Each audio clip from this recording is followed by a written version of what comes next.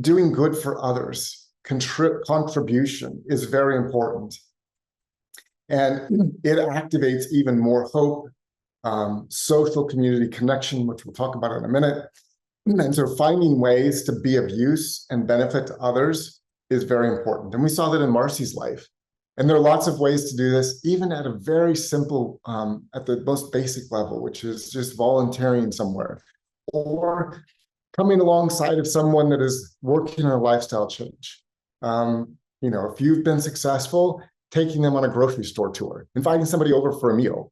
It can be very simple things that we start with that can lead to these social action plans of good deeds. And then being aware of fear and reframing that in a positive light. If you have had those things spoken over you or you've heard those things, simply to just flip it and reframe it in a positive light. And again, imagining that future healthy self, excuse me, imagining that future healthy self and the positive outcomes of a lifestyle change. How is my life going to be more abundant, more wonderful, more enjoyable, more impactful because I'm making these lifestyle changes? So also we see with high hope individuals, and again, this is just to give greater validation that things are actually happening inside of us at a cellular level when we are walking with hope. So again, increased activity in the front part of the brain, and that brain is responsible for planning, decision-making, goal setting, overcoming challenges, seeing the future. Lower amygdala activity, that's the emotional kind of memory center of our brain. And so that dials down and we become less reactive to negative stimuli and more focused on positive outcomes when we're walking with hope. Agency thinking is now that with hope, someone believes they have the ability to actually initiate and sustain actions toward achieving their goals. Isn't that exciting? That naturally when hope takes root, when that seed of hope is planted and it germinates and begins to grow in our brain begins to initiate naturally actions toward achieving that goal. It just happens inside of our brain. Pathway thinking is laid out. We begin to generate multiple strategies to achieve those goals. And particularly in the face of obstacles, we can see the pathways out and around to get to the goal. We become more resilient, overcoming challenges, naturally develop more optimism because we're seeing a bright future. And when we have hope, it's a protection against agency. So Nelson Mandela said this, may your choices reflect your hopes and not your fears. Isn't that powerful?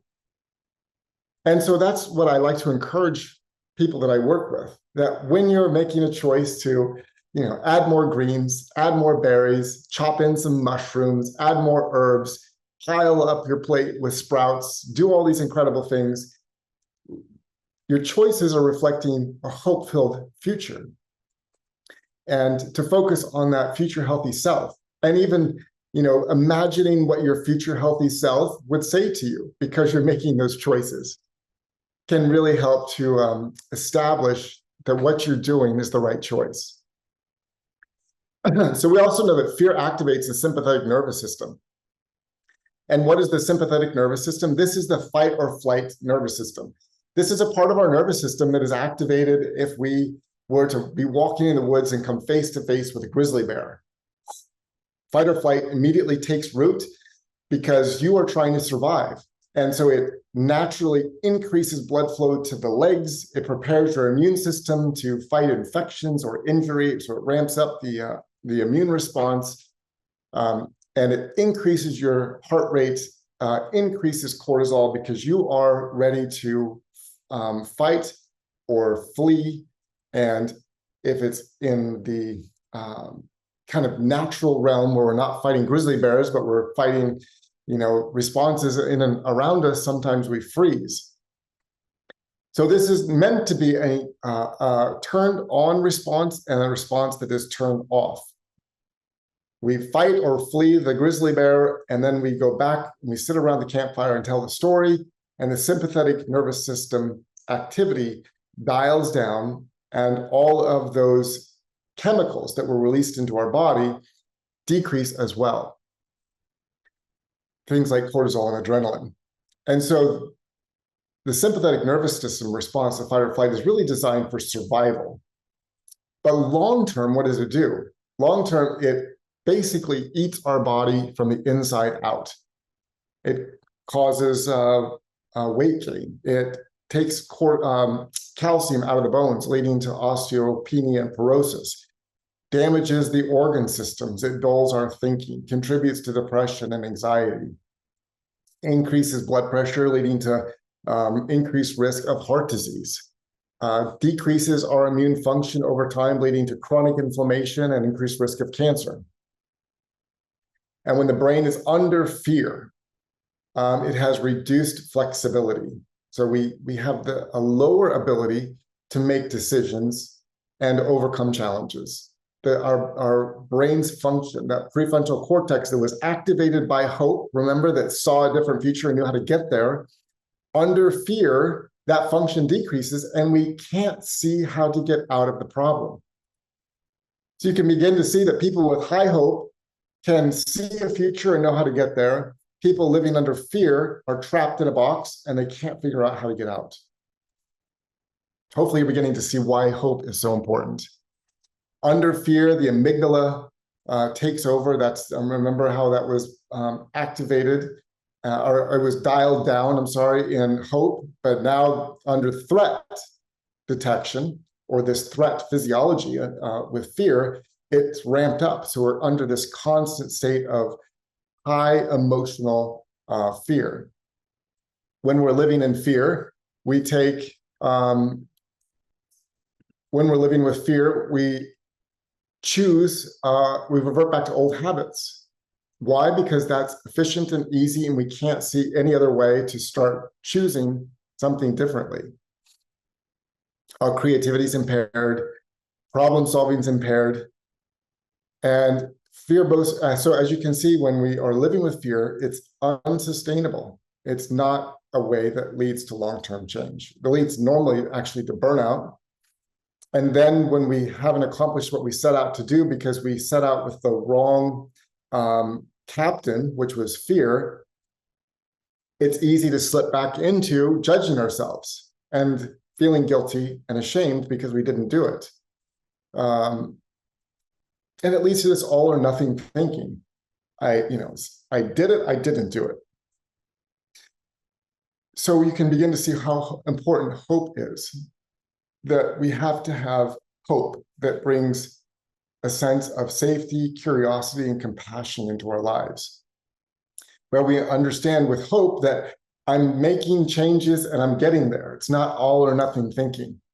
That, we congratulate ourselves for making progress along the pathway because we can see the goal that is ahead of us and we're achieving that goal.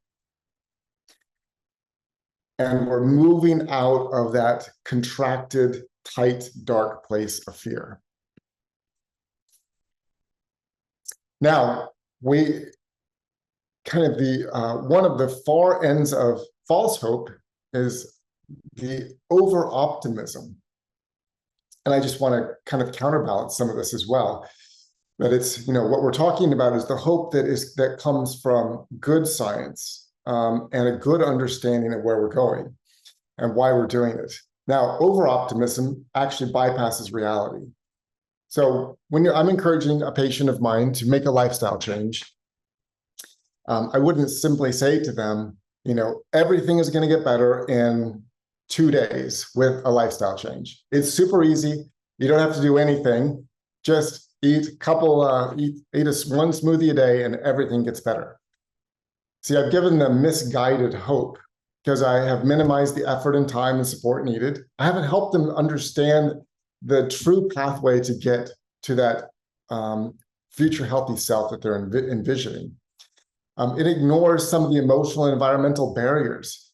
Making a lifestyle change is really significant, and it's important for us to understand and be aware of everything around us and how it impacts our choices and decisions, from the culture that we live in, to the traditions that we grew up with, to the relationships that we're in currently, to access to food, the costs, the skills, all of these things that are around us, kind of the determinants of food in our life and lifestyle, are a part of a lifestyle change. And being aware of those things and moving them from a reactive place to an awareness and action helps us to take an authentic and honest assessment of those areas of our life and not ignore some of the emotional environmental barriers. And that leads us from a place of unrealistic goals to realistic goals, and avoids disappointment along the way. When we're under false hope, we actually have a dopamine spike. It's a hyper reward system that like everything is going to be wonderful. But then when we realize it's not, because it's overpromise, we have a crash because we haven't experienced real progress. Dopamine drops, we lose our motivation. And so we fall into this boom bust cycle of effort and exhaustion. Now, does this sound familiar? Yeah, that's right. It's the diet industry. That is exactly what false hope is. Every single January, there's a new twist on diets. If you eat cabbage soup for 2 weeks, everything gets better. That's all you have to do. You'll lose 20 pounds. They share stories of people that lost weight. If you eat these special cookies, if you do this, one thing, this one superfood, this, eat green coffee, fat falls off your body. It's false hope. Big promises, big dopamine spike. Most people try it. They don't have real progress. The dopamine drops. They have motivation loss. Then they begin to think something's wrong with them. They've gone from the boom to bust cycle. Shame, guilt, self-judgment all slip in because what's wrong with me? Nothing's wrong with you at all. It's the diet industry that is wrong. They have it wrong because they're using false hope to promote a future that's not achievable and definitely not sustainable. False hope leads to nervous system confusion. These boom-bust cycles create stress in the body, and it keeps the body in this low-level fight or flight because there's unmet expectations. And when there's unmet expectations, we naturally slip into that state of blaming ourselves, and that's thinking something's wrong. And that creates the internal stress inside of us. And so I just want to take a minute and pause, have a sip of my ginger tea. But I want to say to you, if you have struggled in this diet industry and have felt what I am describing, boom bust cycles, false hope, and then the natural things that follow that, which are the self-judgment, condemnation, the guilt or shame, I just want to tell you it's not your fault. I want to remove that burden from you. It was an industry that was built with the intentions of actually helping people lose weight, but built on the wrong foundation. Built on the foundation of false hope, unrealistic expectations, oversimplification of a process, and an unsustainable plan. And so I just want to tell you that you have more than enough. You are more than enough. And that this lifestyle, whole food plant-based, which I tell you is not easy in the beginning. It takes time and effort. It takes support, takes new tools, takes some learning of new skills,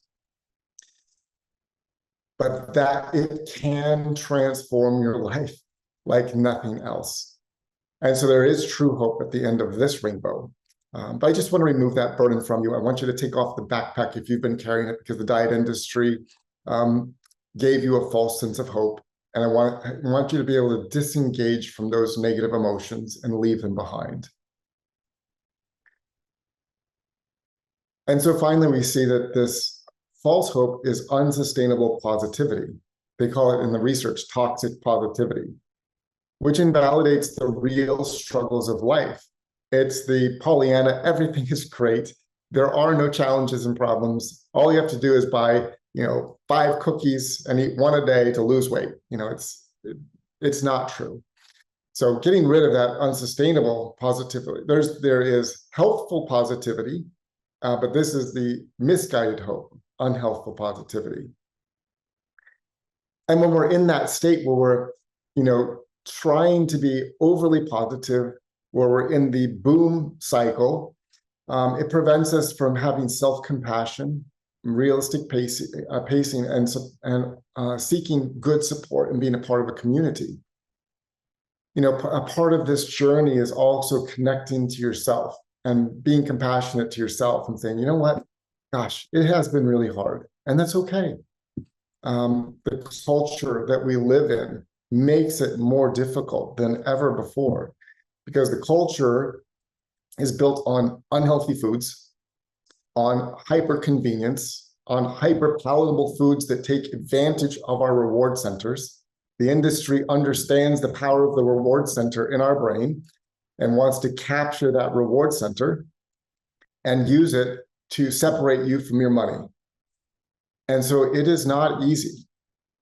And I want you to just be able to take time and be compassionate toward yourself and say, it's not easy. It has been hard, but I have compassion for myself, and I know that I can do it. I know that I am enough, and I know that I can be supported by a healthful community, that working together, we can overcome this and we can all succeed together. And so this leads to hope with grounded planning, hope with meaningful community and connection, hope with a plan that leads to a natural, sustainable lifestyle that produces health inside of the body. So just in summary, we can see that, when we have unhealthy hope versus healthy hope, it leads to wishful thinking versus grounded optimism. And I'm hopeful that through the 17 days, you will have grounded optimism, because you will be exposed to the amazing science of lifestyle.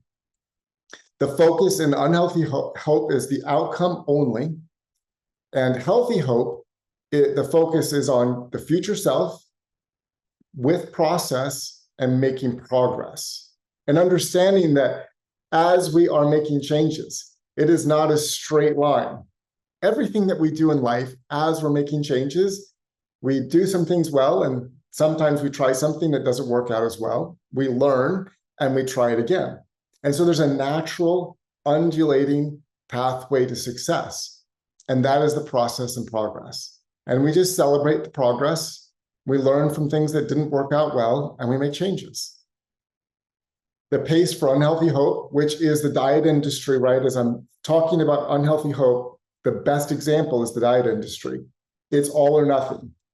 You go all in on the diet for 3 months, making all kinds of sacrifices, and you finish the 3 months, and what do? You celebrate with all the foods that you had given up, all the things that you were sacrificing. And so it's all or nothing. A healthy lifestyle is process, small steps over time. And it can be a healthy lifestyle can be an intensive lifestyle intervention as well. But it's progression. It's stepping over time, making those steps over time.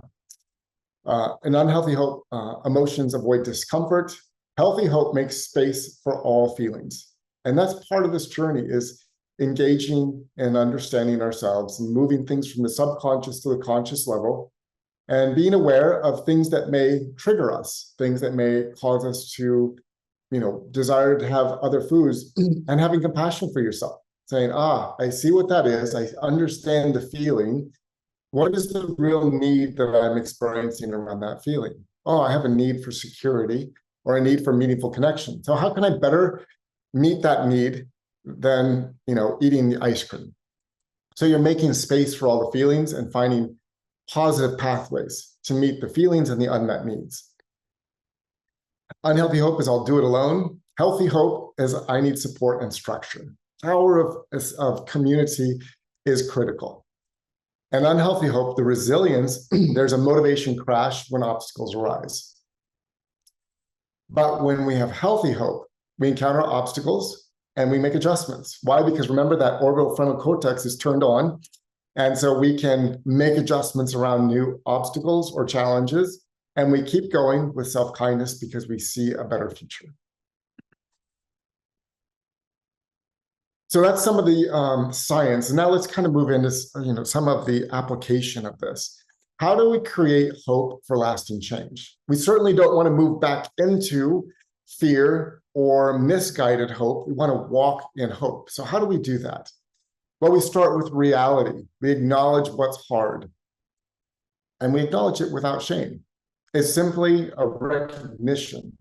We're looking at ourselves through an objective lens. And we're just saying, you know what, gosh, it's really hard for me to make some of these lifestyle changes because, I have X, Y, Z in my life. And it's not shameful. It's just an appreciation of some of the challenges. And you can ask, what are the real challenges right now? This grounds us in reality, but we don't want to live just in getting caught up in the challenge. We want to look at the challenge and then imagine the healthy future that we're seeing. And we may need to connect with community, with other people and say, these are challenges that I'm facing. I'm not quite sure how to solve them. Can you help me? That's the power of community, connecting with people that are on the journey with you, some that are further ahead, some that are maybe behind you, but all together and collectively, we solve each other's problems and support each other in the process. So that's why hope is grounded in reality. Number two, we define tiny wins. Set those minimum viable goals. Oftentimes, if I'm working with somebody and I'm encouraging them to start moving more, I'll ask them, what is the lowest number of minutes per day that if I told you to start doing some activity, that many minutes a day, you would say, gosh, that's too easy. And sometimes they'll say, 2 minutes, Dr. Stoll. I'll say, perfect, that's what I want you to do. My prescription for you is 2 minutes a day of movement. Now, that doesn't, come close to what the general recommendations are, which are 30 minutes a day, 5 days a week. But in their brain, when they say, Dr. Stoll recommended 2 minutes of movement a day, their brain says, wow, that's really easy. I can do that. And so what happens? They naturally do 2 minutes. And when we do 2 minutes a day and we start to feel a little better, what happens in our brain? You say, I probably could do 5 minutes a day. And they naturally go to the 5 minutes. And so it leads to a sense of consistency. It leads to natural successes, which leads to positivity and greater hope that I can achieve my outcome. So it's not an intensity that is pushed in. Sometimes we have to do that if it's life or death. That is understandable. Sometimes if somebody has heart disease and they need to reverse it, we do need an intensive lifestyle intervention. If we have a little more time, we can work with these smaller steps and these smaller goals. But this works for anything that you want to do in your life. Set a minimum viable goal. Number three, include support. Who can encourage or join me in this? Gather some people around you that want to go with you. And they can be virtual, they can be in your business, they can be friends, they can be in community, but gather some people around you. And think about some structures that can help when motivation dips. Maybe some music. There may be a movie that motivates you. There may be a presentation that you watched during this conference that inspired you. So put some of those things down, write them down so you can remember, I need to go back to this so that I can be motivated again. We all need that. Number four, practice self-compassion. Talk to yourself like you talk to a friend. Sometimes we have this negative Nelly or Ned in our head that really just says so many bad things to us. And I always say that that's not really you. That's a voice that has been programmed from outside of you by the world because you really do care about yourself. And so talk to yourself like you would talk to a friend. And when you hear that negative voice, just say, I'm not going to listen to that voice because that's not me. This is what I would actually like to say to myself. The research shows that to have a healthy relationship with someone, we need to speak 5 positive words for every 1 negative word. And that includes ourselves. Having a healthy relationship with ourselves requires 5 positive words for every 1 negative word. Now, this is challenging because that negative voice has been in our head a long time. But if you can begin thinking about speaking to yourself like you'd speak to a friend with that level of encouragement, it will make a difference.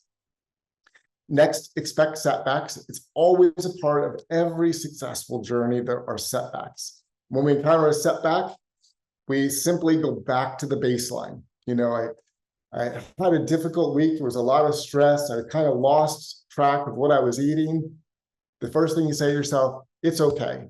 It's normal. And all I need to do is go back to the baseline. That's it. We don't have to slip back into the old guilt-based, shame-based, judgmental thinking that has been programmed. You just simply say, you know what, that's okay. I remember Dr. Stoll said that setbacks are a part of the process. It was a busy week. I give myself compassion. I'm just going to go back to the baseline, what I know I need to do. And you go back there and you move forward. Number 5, revisit and adjust. Check in weekly. What's working? What needs tweaking? And make some of those adjustments. Again, just recognizing I'm on the journey, and so I'm just doing things a little bit better every time. Hope grows when you adapt, not just persistent. Persistence is important, but we also have to learn to adjust and adapt along the way. And that's why this conference is so beneficial every year, because we can learn how to overcome challenges, we learn new information, and it gives us the opportunity to adapt. So maybe screenshot this, but this is for an exercise for you later, just to do some self-reflection.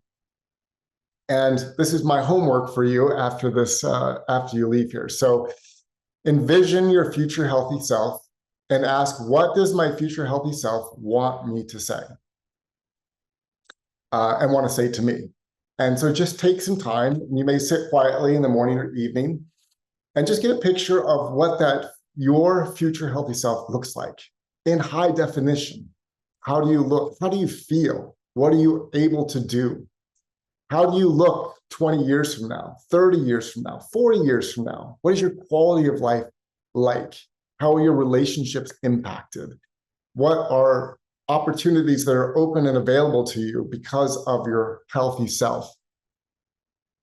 And just imagine that and appreciate it. And then hold on to that vision. You might ask yourself, what's a lifestyle change that I've been hoping for? What are things that I would like to add into my life? Maybe something you learned in this conference. What's the story I've been telling myself about how it should go? And just listen again without self-judgment. This is just observation. Maybe you realize like, oh, I've been hearing the story that this is too hard, that I don't have enough strength, or I can't solve problems. I'm not able to do X, Y, Z. And that's the story that has been running in your subconscious or in the back of your brain. Maybe it's the alternative, but just be aware, appreciate it, and recognize it. It's moving it out of the place where it has power into a place where you have awareness and you can make a change. You can ask yourself, what feels hard or scary about this challenge? Just appreciating that there are things that can be difficult. Those are things that you can take to other people in community and find solutions. What are some of the biggest challenges and how can I overcome them? How have other people overcome those challenges? What's one tiny step that I can take that feels both doable and kind to myself? What support, human or structural, can help me succeed and be sustainable? Again, finding that meaningful connection and community. How will I talk to myself when things don't go as planned? And what would grounded hope sound like in my own words? Begin writing some of those things down or imagine that. And this serves as a seed bed, planting seeds that will lead to hope and successful adoption of lifestyle challenges. So I couldn't not put in a little bit of science for you. So why do we have hope with a lifestyle change? We have hope because all of the science continues to push toward this place where we recognize, like this large meta-analysis study, that eating more plants every day has maximal protection of cardiovascular disease, cancer, and premature death. And you'll see all of these studies are kind of coming to the same conclusion. 10 servings of vegetables and fruits. Here we see a potential reduction of 7.8 million deaths globally every year. That's incredible. In this study, looking at plant foods, antioxidant biomarkers, and the risk of cardiovascular disease and cancer, again, we see that the benefits are 800 grams or 10 servings of fruits or vegetables a day. So the good news is every serving adds benefit.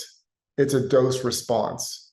Here we see the same thing, a dose response. Every time we add more dark colored fruits, vegetables, beans, lentils, chickpeas, spices, beautiful herbs, anytime we add more of those things, every single serving, a dose response, showed a significant inverse association. More plant protein, lower all-cause mortality.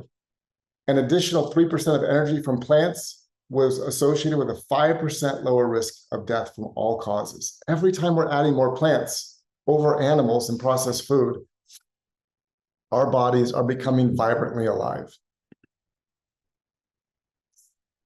And just to kind of round out a little bit of this with hope and lifestyle, I couldn't pass up movement and fitness, that when we're moving more, whatever that looks like, we don't have to be big and buff like this cat. It is dancing, it is Pilates, it is yoga, it is playing soccer with your children. Whatever you like to do, when you are moving, your body produces these molecules called myokines. They've been labeled the hope molecules. They're released from your muscles and they go into your bloodstream and they do a lot of things throughout the entire body. In the brain, they've been shown to boost mood, reduce the neuroinflammation in the brain. Much of that is driven by food and processed food. Prevent the cognitive decline because it's increasing blood flow. And it improves mental resilience, again, reducing anxiety and depression. And the good news is that moderate activity is enough. So community and cortisol connection lowers stress. Strong social ties lower stress biomarkers. Social support reduces cortisol, CRP, and IL-6. Remember, that was also the inflammatory load that we saw with hopelessness. We see that loneliness increases disease risk. When we are feeling lonely, it, again, like hopelessness, ramps up all those inflammatory markers. We see that emotional connection buffers the nervous system. Close relationships activate oxytocin, which is the connection molecule that builds relationships, and it calms the HPA axis, hypothalamic pituitary axis, the hormonal axis in our brain. And out of Harvard, warm relationships are the #1 predictor of health and longevity. So again, hope is built in community. And when we're in community, again, it lowers stress biomarkers, improves our emotional connections, and also enhances our health and longevity. Just a quick story about Kelly. This is a woman that attended one of our health emergencies. She's there in the pink feather cap. And most people would say she looks happy and she's doing well. She shared with me when she came to our health emergency, she was tired, depressed, had high blood pressure, thyroid disease, overweight, exhausted daily, infertility, and elevated cholesterol. Her husband had severe ulcerative colitis and had a pending surgery.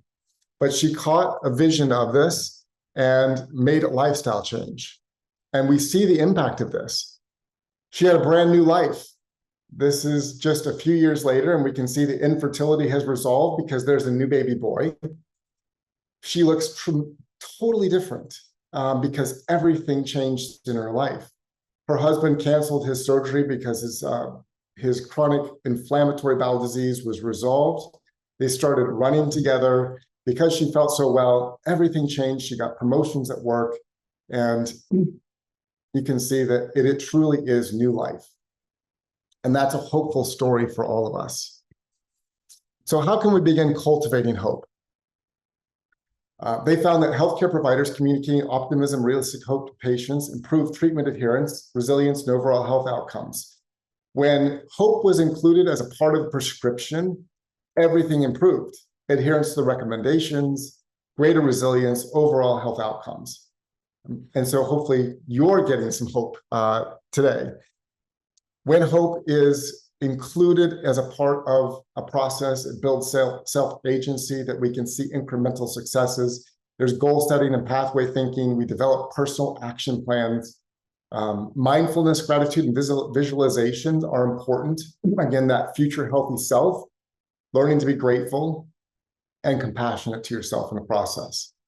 Connecting with a supportive community is essential, and reframing those narratives. Again, working on that conversation in your head and speaking to yourself like a kind friend. And tying back into the positive stories of others is essential. Stories are really a powerful way to motivate hope. And we see that stories connect us in a meaningful way. That stories of hope, like I've been telling today, activate 6 regions of the brain involved in reward centers and the memory centers of your brain. It releases the reward molecule dopamine. Again, it also releases oxytocin, and it connects us with that individual and the people that were listening to the story in a very meaningful way.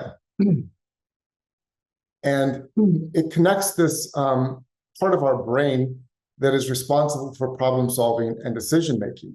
So maybe you just listened to the story of Kelly, or you heard Marcy's story, and it connects you in a meaningful way and begin to think about how that I can have the same future, and understanding what they did helps you to make better decisions. And it creates this neural coupling. These wired connections help the reader or listener personalize the story with their own ideas. So you might listen to Marcy's story and say, I can do this. We begin personalizing it and making it our own. And we can revive their story in our lives after hearing it and receive motivation and direction from those stories. When we're telling stories or listening, there's something called mirroring, where we listen to the story and it automatically synchronizes the brains with each other. The same parts of the brain become activated as 2 people are listening to the story, and they're connected with the storyteller in the same way. There's emotional resonance. The stories that we hear stick in the listener's memory, and there's an emotional connection that's associated with that, which creates deeper engagement. When we're listening to stories, it activates this theory of mind network that allows us to understand and empathize with the thoughts, feelings of others, which is essential for all of us. It's crucial in healthcare settings where empathy and shared understanding are essential for effective care. And anytime they've included storytelling inside of healthcare prescriptions, it's led to much better outcomes. So stories are seeds that shift outcomes. So we have better outcomes when stories are shared as a part of a prescription. And anytime they just gave information versus a story, the story always led to greater retention of information, greater application of that information, and better long-term change. Storytelling evokes emotional engagement, allows us to connect with ourselves and others in meaningful ways, so more empathy. And it personalizes the care. When people hear stories of others who have been through a similar experience, they feel less isolated, more compassionate towards themselves, and more hopeful. And it also binds us in relationships in a meaningful way. So I want to just share one more story with you. This is the story of a gentleman that came to one of my immersions, and he described that his life was broken, much like this bull. No male in his family had lived beyond 50. He was in a very difficult place and struggling, and ended up on the street, homeless and using drugs. Through some level of support, he found his way off the streets, he was able to get free of drugs, but still had no hope. He came to one of our immersions and he learned about the science of plant-based nutrition to overcome disease and heart disease, and then saw a different future for himself. And he said to me, for the first time in my life, Dr. Stoll, I can see beyond 50. I can see that if I use a whole food plant-based diet, eat a healthy lifestyle, and live a healthy lifestyle, I don't have to die like everybody else in my family. So he had hope for the first time. And then he described to me, he said, what's happened to me through this information about lifestyle? He said, I've been kintsugi'd. I said, what is kintsugi? Kintsugi is the ancient Japanese art of taking a broken bowl and repairing it with valuable metals. And we see here that broken bowl has been repaired with gold. And he said, I was broken, but I'm actually more valuable than I was when I was broken because I've been kintsugi'd. And these kintsugi bowls become more unique, more rare, more valuable after they've been repaired. And so it's just a beautiful message for all of us that life is challenging. We've had hard times, but when we see hope, we begin to take a pathway forward, overcome that, we all can become kintsugi'd, more valuable, more rare, more beautiful in our repaired state than we were before. So kind of bringing this to a close, we have, the power of the plate is this hope-filled power, and it is connected to everything in our life. And the power of the plate has the power to transform our entire world in incredible, meaningful ways. Chief Seattle said this, all things are connected like the blood that unites us. We do not weave the web of life. We are merely a strand in it. Whatever we do to the web, we do to ourselves. And so when we begin to infuse hope into our lives and potential and a whole food plant-based lifestyle, it has a ripple effect throughout the web of everything that is connected to all of us every day. One of those places where hope can be infused and healing can begin to start is around a table of shared food and relationships. And relationships really are healing opportunities hiding in plain sight. We can infuse hope in one another.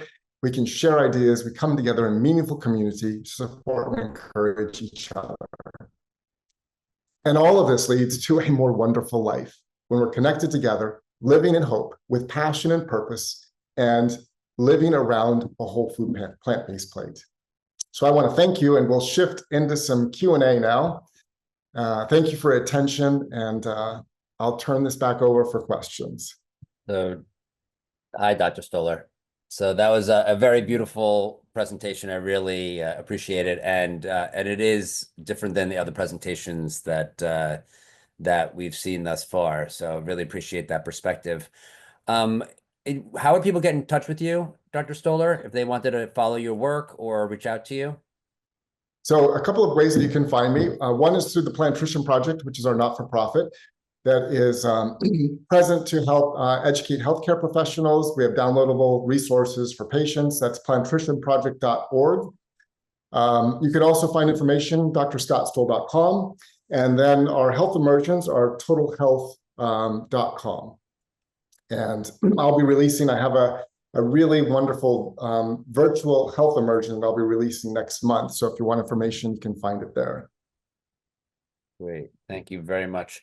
So you spoke about how there's a physiological signature for hope. How do we know that that's hope and not something else going on?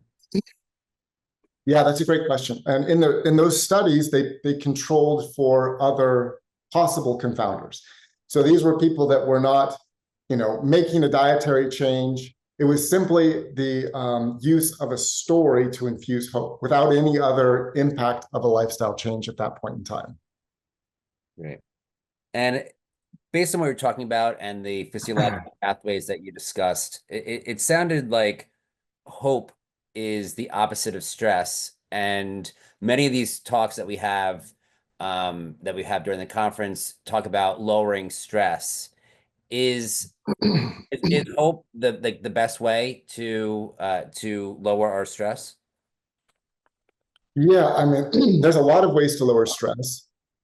Again, part of it is going back and just first not blaming or shaming yourself for being stressed. That's all. Sometimes we're like, oh, I'm stressed. Why am I stressed? What's wrong with me? So first, we just have compassion for ourselves. Number two, I always like to look at root causes. And it's just simply with awareness, identifying what the root cause of the stress is, because we need to solve the root cause.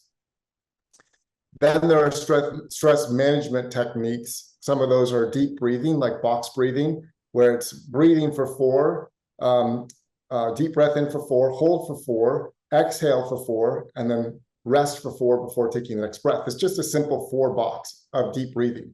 That helps to downregulate cortisol and brings peace and stability back into your life, which allows for more clear thinking. That can be done in the shower, sitting in your car. Exercise lowers stress. Hope certainly lowers stress because we see a different future. And we can, like we talked about today, it helps to find a pathway forward that is encouraging and positive. Being connected in community lowers stress. And getting a good night's sleep also lowers stress too. Great. And how do we recognize when, before we get into it and learn that, that it's false hope, how do we recognize false hope promises before we dive into them? Oh, that's a wonderful question. Anything that seems too good to be true, too easy, or promises too much should send off a little bit of an alarm signal for us to say, okay, wait a minute, let me take another look at this.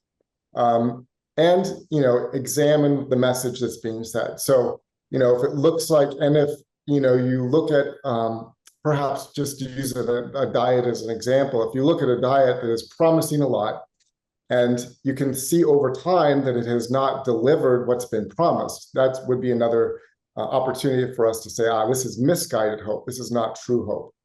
If there's a realistic message associated with a hope-filled vision, with a real and grounded plan to get there, then we would identify that as true hope.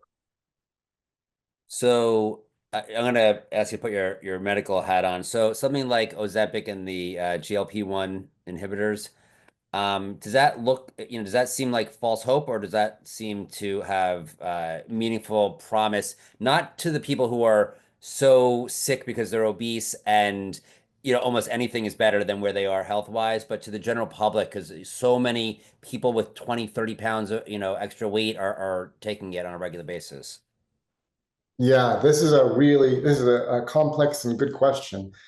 So the GLP-1s work on a system that is naturally activated in our body by lifestyle and plants. So it's not like there's an absence of GLP-1 activation without the medication. Plants and a plant-based diet and a lifestyle activate GLP-1 in a meaningful way. So the same results from GLP-1 medications can be achieved through a plant-based diet through the activation of the same GLP-1 system.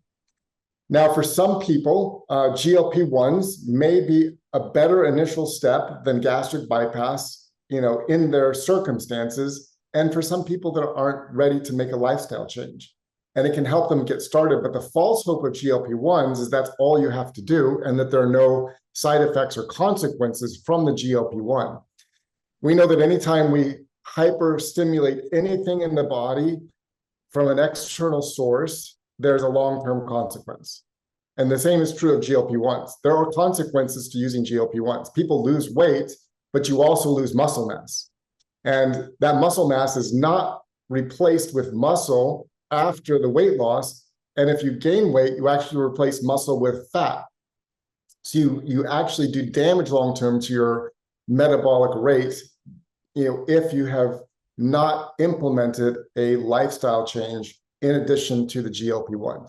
And I think that's the misguided hope, is that all you need to do is do an injection to lose weight, when in reality, it's a lifestyle.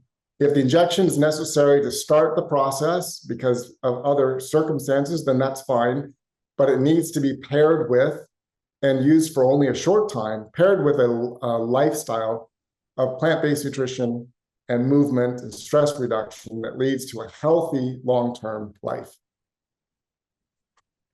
So why do people seem to be so prone to falling for false hopes like Ozempic, as opposed to real hope like a whole food plant-based diet? Yeah, that's a great question. And, part of it is the way that our culture has been built.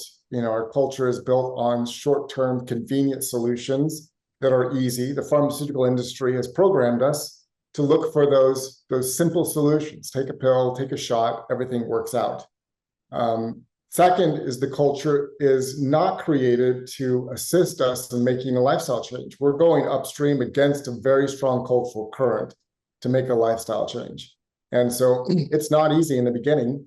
And there's a lot of confusion in the marketplace around diets, nutrition, and a lot of voices that add to this kind of noise and signal that can make it difficult to make a change. And so there's a lot of pressure and confusion that kind of confound the true pathway forward, which is lifestyle. And then finally, physicians only get about 1% of their total nutrition education in medical school, around or total time in education around nutrition in medical school.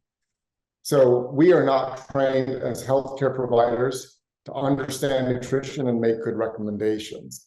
So from the medical visit to the culture, to the people around us, we're programmed to look for easy solutions. And, things like GLP-1 seem like the easy, right solution because we see all these positive stories, people are losing weight, but we don't hear the backside and we don't hear the truth about the benefits of a true lifestyle change and how it brings vibrancy into your life.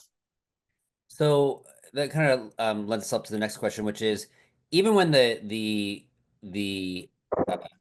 thing that you're hoping for, like the outcome of being a whole food plant-based. I mean, there's so many stories of people, I'm sure there's tons of them just with the people in this conference, of people reversing tons of diseases, having resilient health.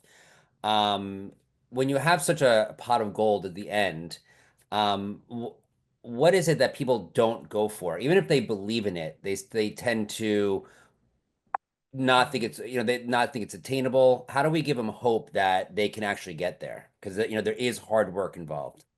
Yeah, that's exactly right. And this part of the message that we need to promote in this space is that there is a hopeful message, and we have all these incredible stories of people that have transformed their lives.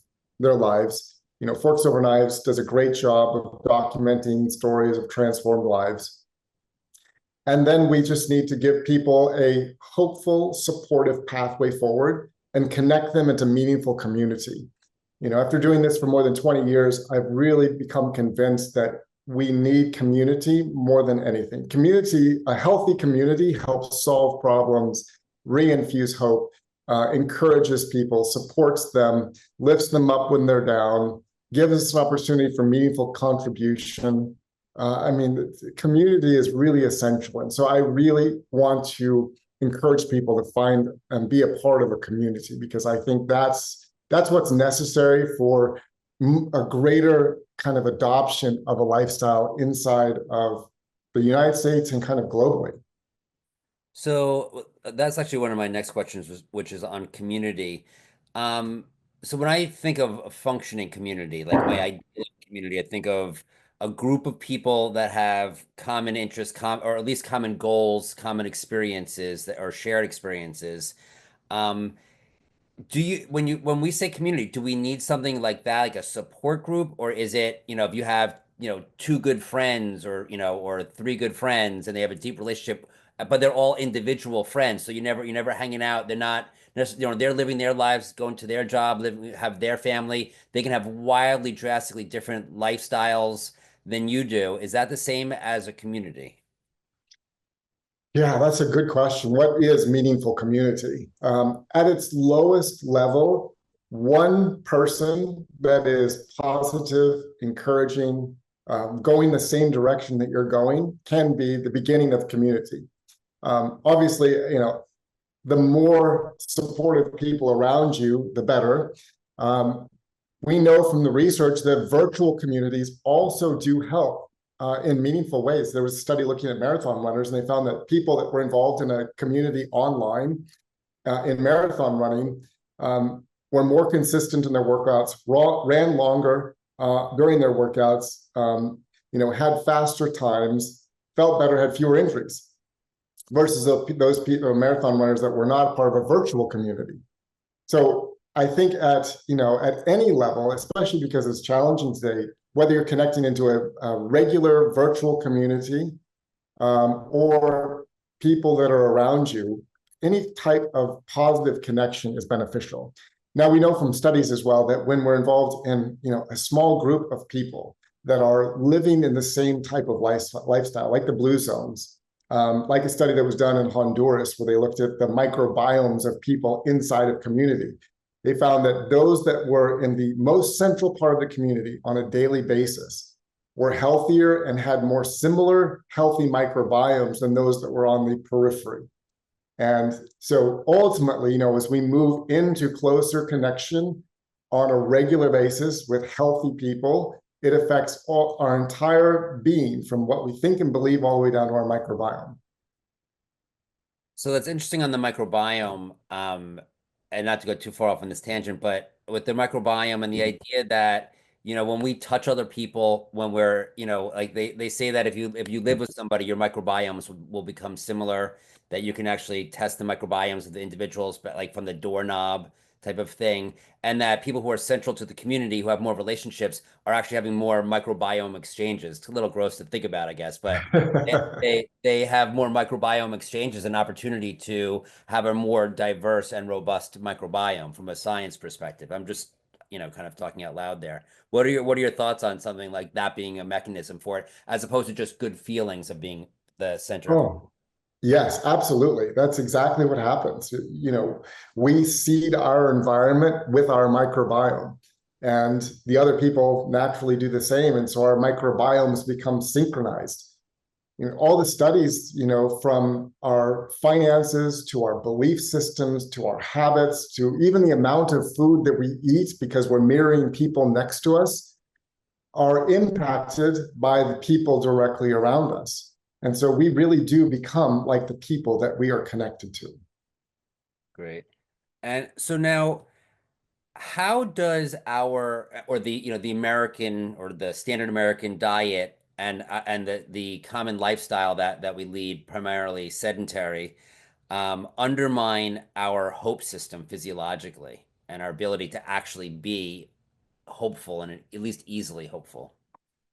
Yeah, that's, having been in healthcare for so long and having patients come to me, you hear the messaging that comes out of healthcare today. And patients will tell me, my doctor said that this is the worst case he's ever seen and it will never get better. My doctor said that, it's only going to get worse from here and I can expect to have, pain and disability. My doctor said that I'll end up in a wheelchair in 2 years. These are the messages that people are given. Why does that happen in healthcare? Because it's part of the culture. It's what you hear when you're in training. And, as healthcare, we don't have any interventions. We don't have any experience of seeing people live a different life. That's been the experience for most healthcare providers. They see something and they remember, oh, this is what typically happens, and that's what they give to the individual. And so people leave the doctor's office without any hope because the doctors don't have any hope because they've never seen anything different. They've never seen the evidence of being, another possible outcome. And it's a recognition of that's the way the system is. And part of it is that as healthcare providers, we've never been trained to understand that there is another possibility. It's an educational deficit. So, the question that I was trying to get at is, does our diet and lifestyle actually undermine our capacity from a physiological perspective for hope? You can tell, like with depression, for example, people who eat, terrible diets and don't exercise, don't sleep well, have a higher degree of depression. I would assume that means that they're further away from being able to feel hope as easily, at least. Yeah, certainly, we know that when somebody has a lot of inflammation, you can have neuroinflammation in the brain. And when your brain is inflamed, it causes greater levels of anxiety, depression, difficulty thinking, and difficulty seeing a pathway forward. So certainly, when we're eating unhealthy, when we're not sleeping well, it is harder to have hope. And it's harder to hang on to the idea that there can be a different future. And when you are eating unhealthily and you're not sleeping, your energy levels are really depleted. And so when you just do kind of an internal scan of reserve capacity to make a change, your body says, there's nothing left. I don't have the time, the ability to think about anything else or to make a change. And so we can end up in a very stuck place. And that's why, that hopeful vision with some reality and then connected to support and resources is the only pathway that leads to a true healthful outcome. Is hope contagious? And if so, should we seek out hopeful people in our lives? That is a great question. And yes, hope is contagious. We all know this when other people around us are hopeful. And, we talked about the mirroring in that lecture that, when we are listening to stories of other people that have been successful, we mirror those neurons. Our neurons get kind of coupled together and we think the same thoughts, we see the same pathway, we have the same emotional response. And so essentially that, it's like it is contagious. We take that into ourselves and we develop hope because somebody else had hope. So you brought up the term mirroring and you explained it in your presentation. And it made me wonder, and let me see if my understanding of mirroring is correct, that basically not only are you are having the same sensations as they are, or the same emotions as the individual that is expressing their emotions, but you're actually building a connection to them, almost like a network toward that individual. Is that a correct understanding of what you were saying with the mirroring?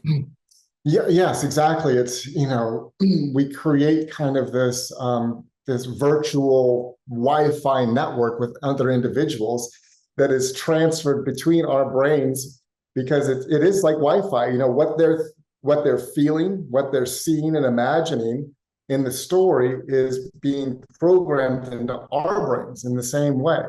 And we receive that same information and we begin thinking and syncing up through that Wi-Fi network of hope.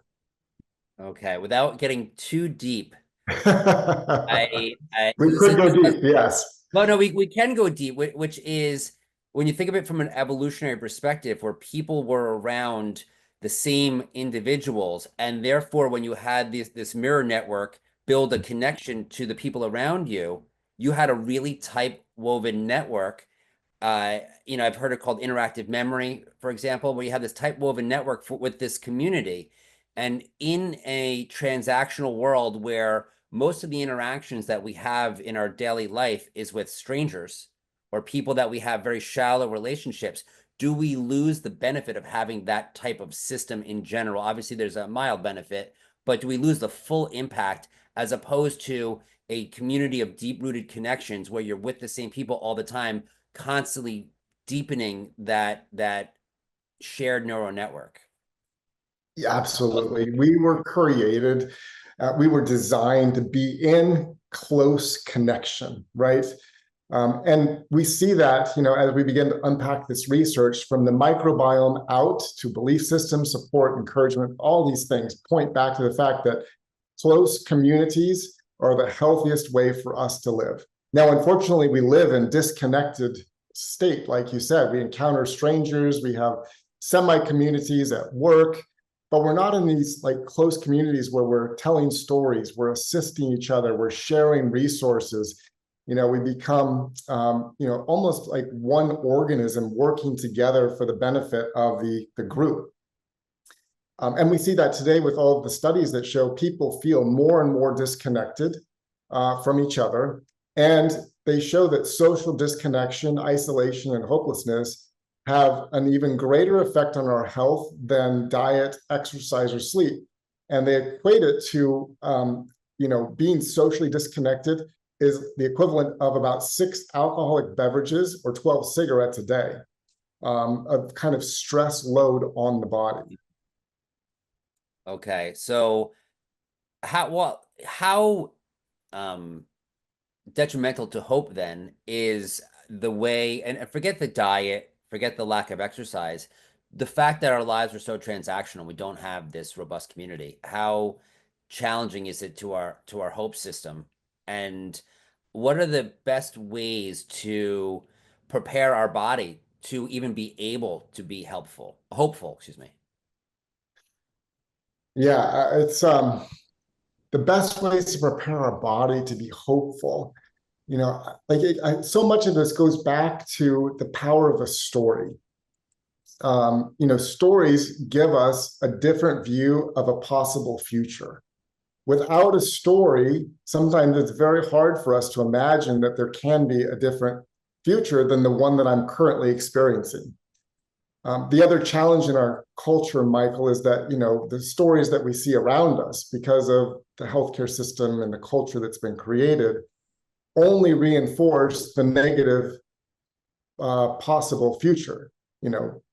40% of people get a diagnosis of cancer, 66% of people are on medications, 30 to 40, even higher percent of people are going to have dementia, half the population, all these things just simply reinforce a negative future. And so actively working to seek out stories that infuse hope of a realistic possible future are essential for us in building hope inside of ourselves. And then re-engaging with those stories, with inspiring pieces of music, with inspiring movies, engaging actively on a regular basis with a community is essential. And one of the things I love to recommend is a potluck. I started a potluck years ago here in the Nashville area. It's one of the greatest things I've ever done. And that little community of people that meets once a month to share plant-based meals has really inspired me of the power of community. We share all kinds of resources. Somebody needs a nurse practitioner, they find one. It's really remarkable. And so if you don't have a community, a simple way to do it is start a potluck. In the Plant Nutrition Project, we created a potluck guide. You can download it on plantnutritionproject.org, and it walks you through the basic steps of how to start a potluck in your area. Great. Awesome. And, just along the same lines, I think it'd be great to have like a list of hope inspiring movies and, or TV shows and music, so that people can kind of treat it as a library when they need hope, they can just tap I into love that idea. into the movies. So along that lines, what are experiences that inspire hope? So for example, you can go to I've gone to inspirational speakers, and you get in there and perhaps it's false hope, and I'll tell you why I say that, but you get in there and you're so like ready to go, and you're so motivated during this inspirational speaker to get you all, jazzed up and ready to go out and take out in the world. And then you leave and you're like, I don't know what I was doing with that energy. Right. But what are experiences like that have a more, durable hope that you would recommend people try to, as kind of build up our hope system, if you will, that we can go to and participate in? Yeah, I think that's a thoughtful question. Again, I'm going to go back to Potlucks. It's a regular monthly meeting. And, for example, I'll just share a quick story. We have this monthly potluck, and we just had, a couple that came in, and she had really been struggling with health issues. And it was a natural evolution of a conversation that 2 other people shared a similar struggle, the things they did to overcome that, and resources that they could contribute in a meaningful way to her life. And she left and said that she had so much hope that things would change. And she came back the next month and, shared all the things that had changed in her life, the part of her environment that changed, and she received more hope the next month. And so that again goes back to the idea of community that we're talking about. It's great to, going to a conference is a wonderful opportunity, because sometimes we need that infusion of new ideas. but we can't go back home and not be connected or have an anchor for what was planted. And going back into a potluck community or a lunch community, lunch and learn community at work, or things that you do with your neighbors on a regular basis that are kind of like-minded. That's where hope, I think, is cultivated. Just like when we plant a seed in a garden, we don't just plant it and water it once. That would be going to the conference. We plant it and we water it regularly, and we pull the weeds and we take care of that little seed. And the same thing with hope. If it's planted, we have to cultivate it.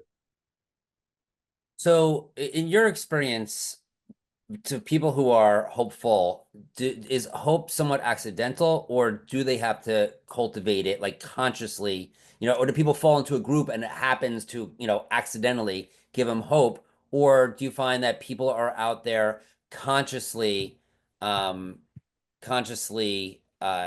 seeking hope and building a hope system? I think sometimes we can accidentally fall into hope. People talk about, finding a book, stumbling across a story, and it happens to resonate with them in the moment, and they have hope. It can be accidental. I think that, as a movement in this kind of lifestyle plant-based nutrition, I think we need to do a better job of creating opportunities for people to tie into hopeful messaging and meaningful communities that will assist them.